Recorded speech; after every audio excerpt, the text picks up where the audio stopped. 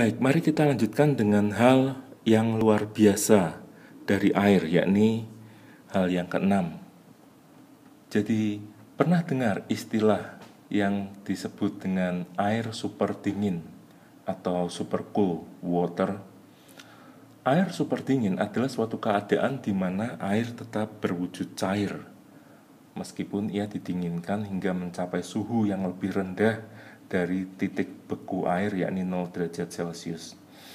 Pada keadaan yang normal, maka ketika air didinginkan dan mencapai suhu 0 derajat Celcius, akan terjadi perubahan wujud, yakni air menjadi es.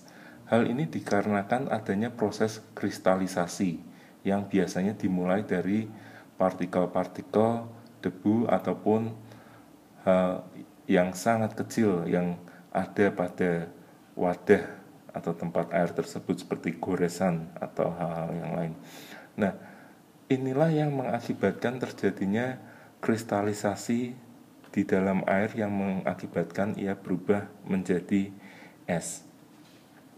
Namun ketika di dalam air tersebut tidak ada kotoran atau goresan-goresan di wadah tersebut, maka akan menyulitkan, mempersulit terjadinya proses kristalisasi tersebut, sehingga air tetap berada dalam wujud cair meskipun didinginkan di bawah suhu 0 derajat Celcius. Nah, hal yang menarik dari super cool water atau air super dingin ini adalah ketika ia diberi suatu gangguan yang kecil, misalkan seperti diguncang atau diketuk atau dijatuhkan seperti ini, maka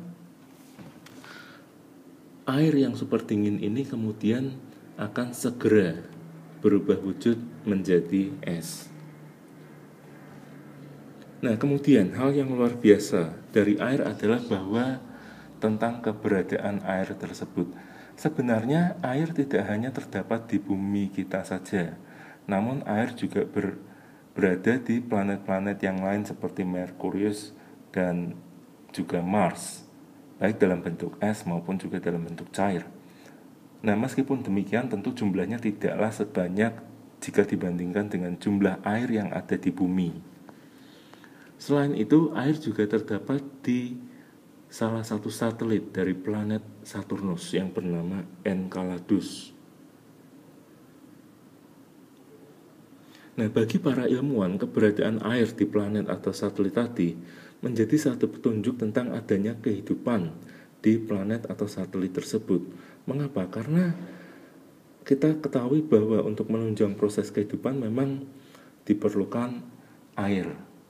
Namun tentu keadaan dari planet-planet tersebut memiliki keadaan yang sangat ekstrim, seperti suhu yang sangat dingin atau kurangnya zat asam seperti oksigen.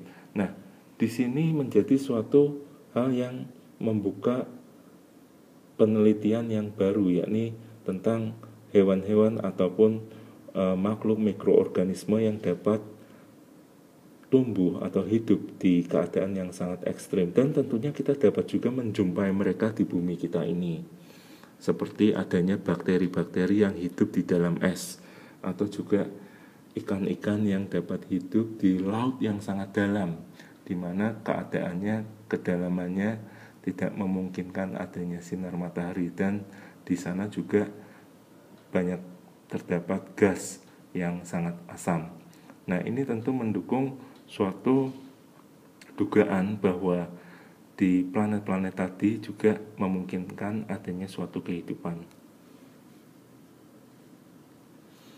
Nah, hal yang berikutnya yang menarik dari air adalah bahwa ternyata untuk dapat menghasilkan air yang murni, kita dapat memanfaatkan banyak hal, bahkan salah satunya dari kotoran sekalipun.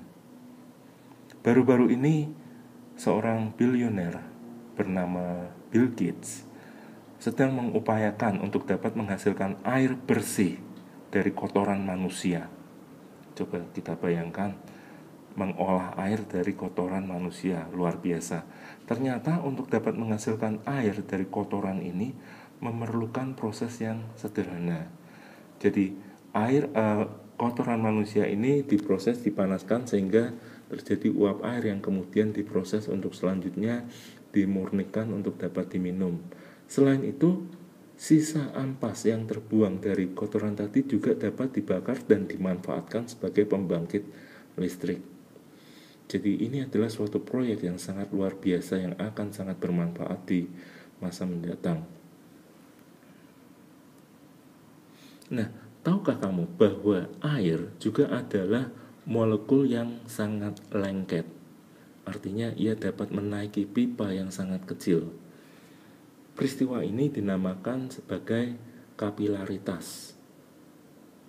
Hal inilah yang memungkinkan kita dapat melihat bahwa air dapat menaiki kertas ketika kita celupkan sebuah kertas di wadah yang berisi air. Juga hal ini yang juga dimanfaatkan oleh tumbuhan. Jadi air yang diambil dari tanah yang kemudian digunakan oleh tumbuhan untuk mengolah makanan yang akan diubah menjadi energi. Nah, tentu hal yang luar biasa yang sangat menarik kemudian dari air adalah bahwa air dapat kita manfaatkan untuk bermain dan belajar. Nah, selamat bermain dan belajar dengan air. Namun, ingat, kita harus tetap berhati-hati dan menghematnya.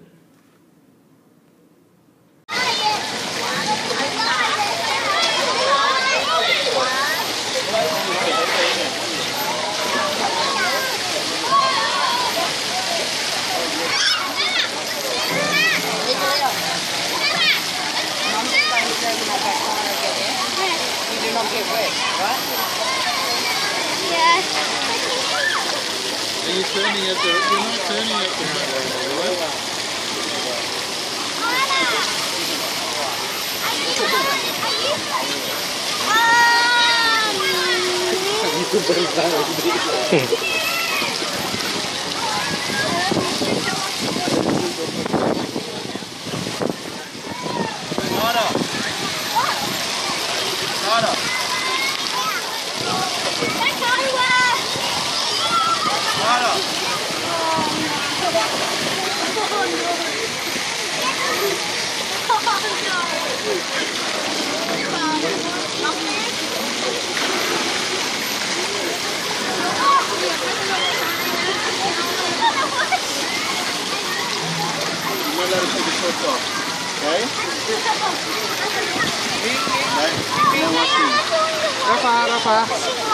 Rafa, move, play ada.